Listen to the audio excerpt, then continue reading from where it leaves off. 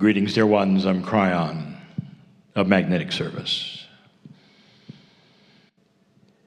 This is the first channeling of the year 2020. And I want to start it with something I've said many times. You sit here in this audience, perhaps you listen apart from this audience, and I want to repeat the premise of the channeling, of the reason my partner sits in this chair, and what it's all about. Because the information this year is pointed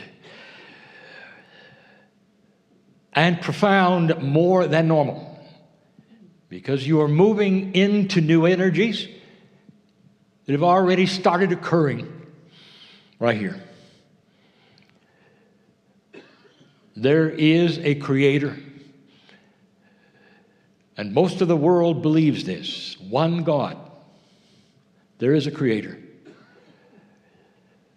And the story is far grander and greater than any of you can imagine, because there is a veil that keeps you from seeing the majesty of your soul. Every single human being who hears this and listens today in the chair has a beautiful, magnificent part of them which is called the soul. This is also something believed by billions of people on the planet. The soul is the part that is divine, the part that lives forever. And so almost all of humanity already has the concept of a beautiful, loving, benevolent, glorious God. And the soul? So many don't understand that the soul is not standalone energy. It belongs to this creator. That's where you came from. So there's really two parts to every single human being. There's actually more, but the basic two that billions believe is the corporeal human. That is the body, the vehicle you walk around in. And the divine part, the soul.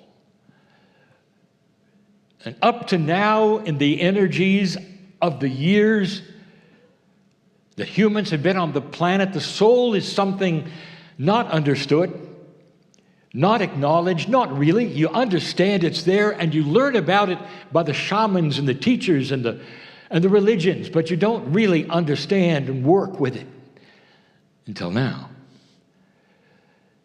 If I could give you a principle of what is happening in the new energy that has never happened before, it is the merge of the soul and the corporeal.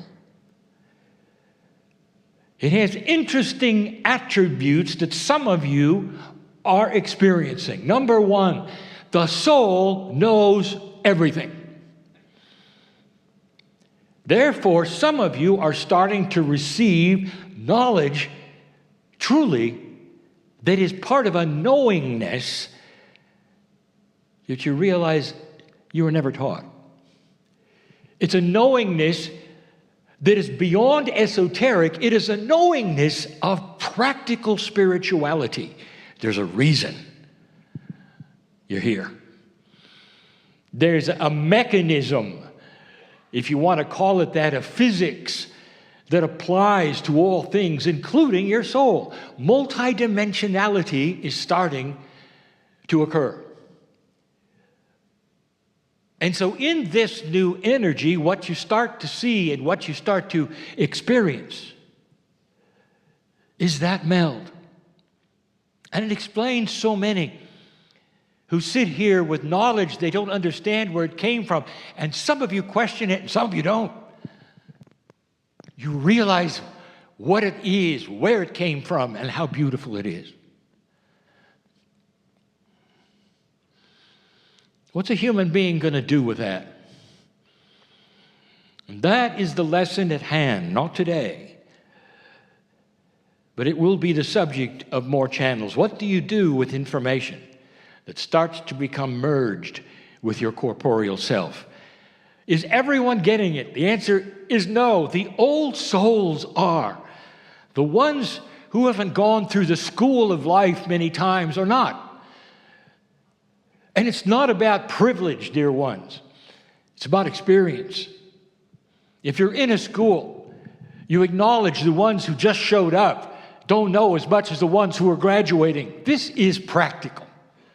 So the old soul on the planet who has been here over and over and over and over is starting to receive information. But that's not the subject of today. This beautiful, benevolent God of yours, the one that you share consciousness with, are you ready for that?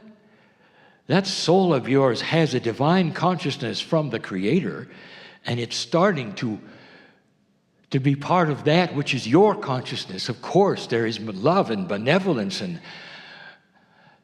but it starts to alter something that's very basic, and that is going to be the subject of this channel and the one that follows later tonight. Now, those listening who will say, well, where can I find that later tonight channel? I'll tell you, if you ask that, you're not listening in the right place. My partner has created in social media a place where all of these channels are. Don't miss the next one. Find it. It's not that hard. The subject is duality.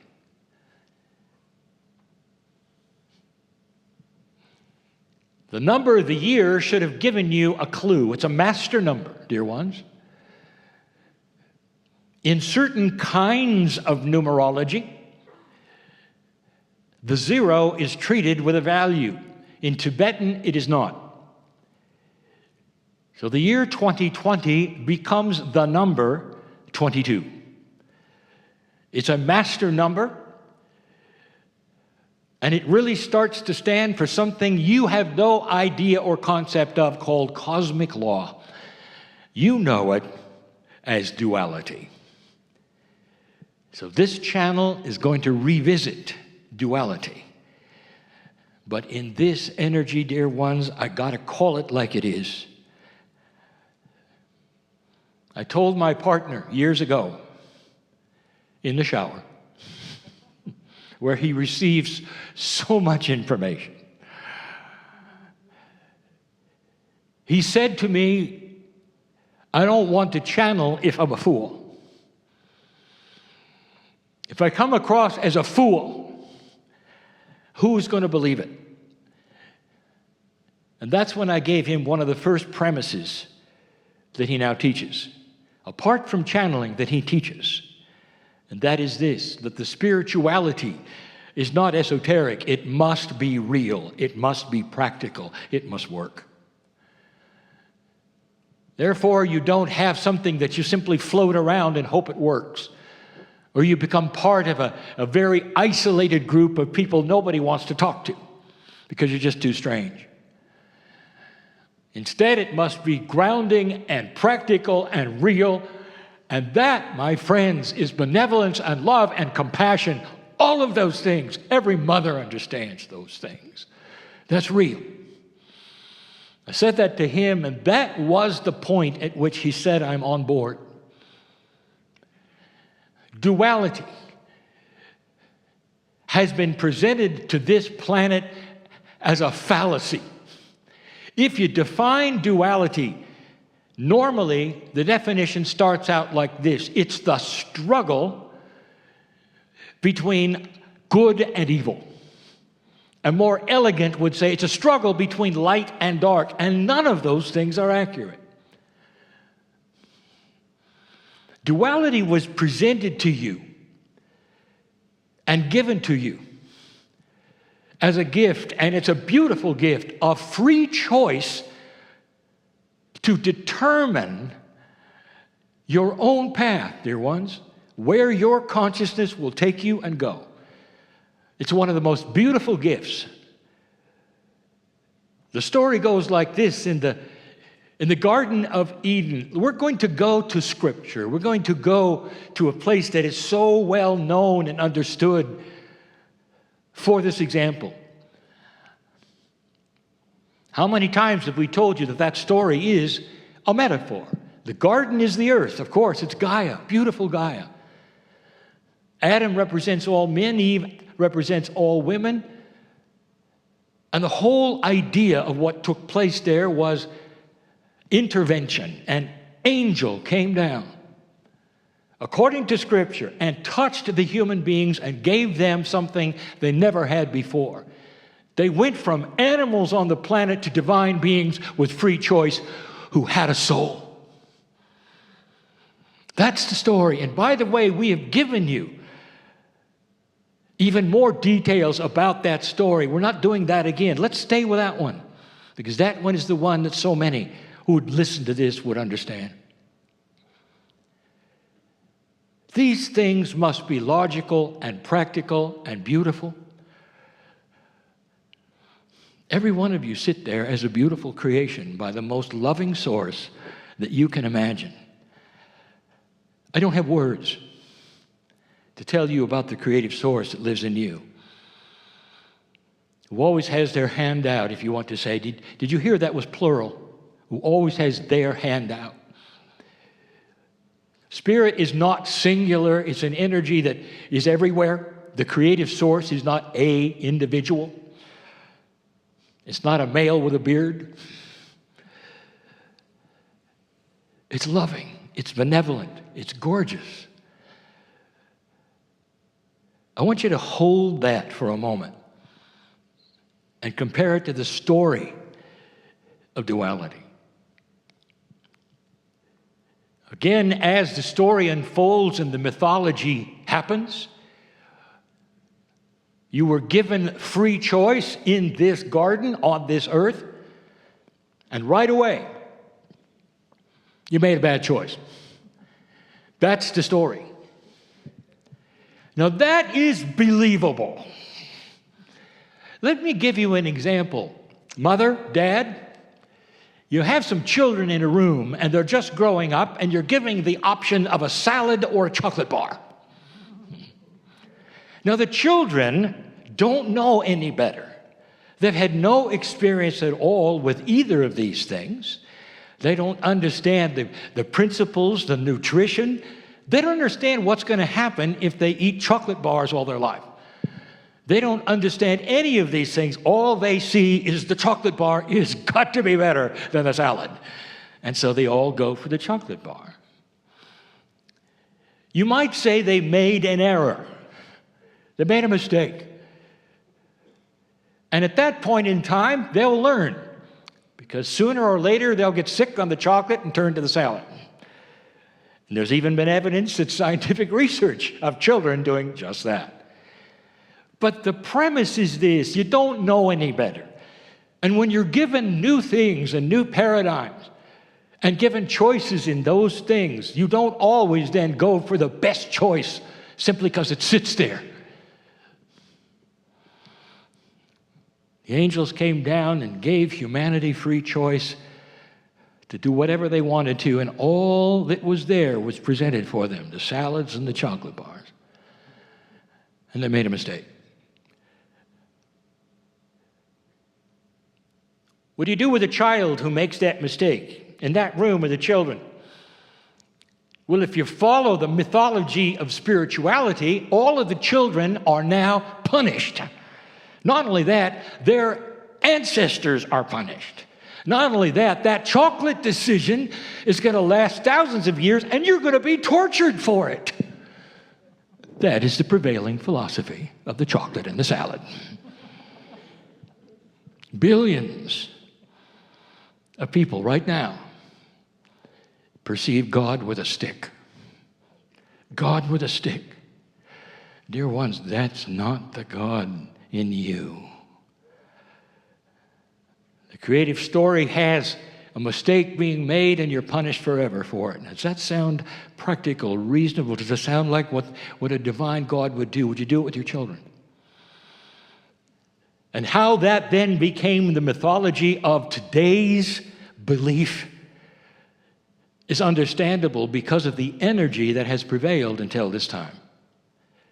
There was nothing better, really. Old souls start to wake up. This channeling is not meant to make anyone wrong. It's meant to awaken an explosion to spiritual logic. That soul of yours is magnificent, and so are you. Don't let anyone tell you you were born dirty. That is mythology.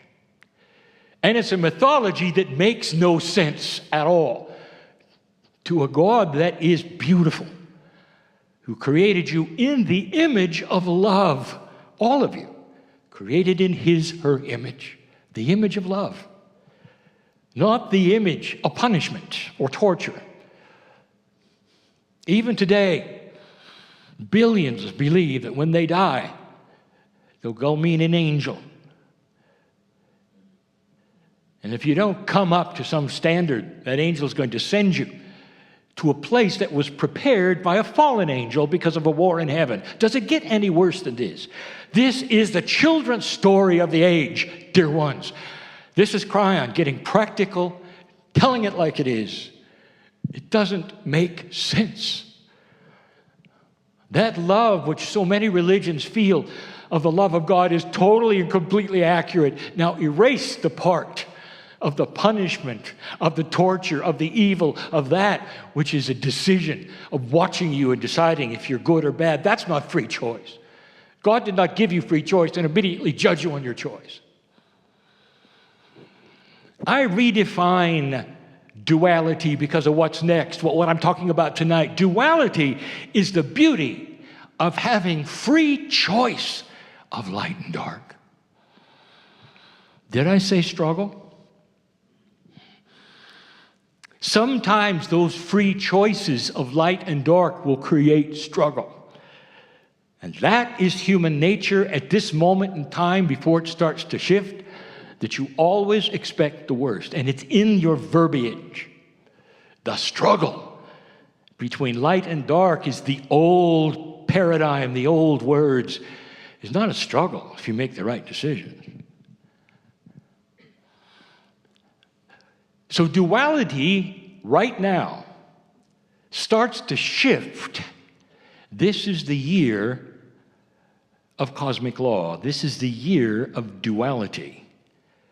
And that means you're going to start seeing light and dark exposed.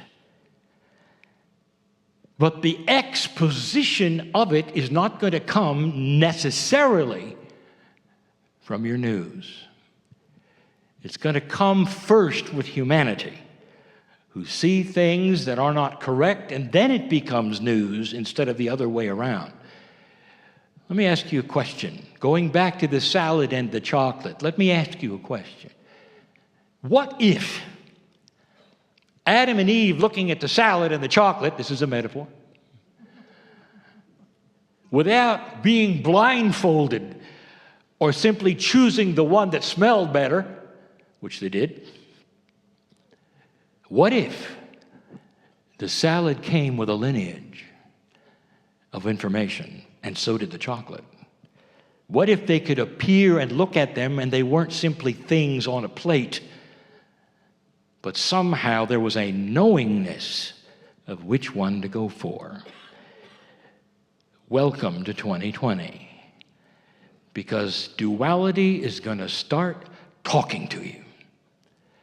This is the meld between that which is the corporeal consciousness, which is very limited to all things three-dimensional, that would always choose chocolate, or a multidimensional meld with that which has information even about the simplest things. How many of you are now discerning things differently as you look at situations? And you'll say, I'm not really aware of that. Oh, really? Why are you sitting here? You discern truth. And you know it when you hear it, don't you? Now that's in this meeting because it's an esoteric meeting. Now project that in the future to a situation where you have to choose a political candidate. in the future, not now, 10 years from now, whatever, where instead of a choice based upon your party or what your parents told you, you can read them. As they talk to you, you can see what's under the hood. Imagine such a thing. Imagine knowing when a situation is true or false, just around you, just when you go into places, having a sense of knowingness, of benevolence, as opposed to non-benevolence. To be able to have coherence instead of chaos and know the difference where you're steered to certain places.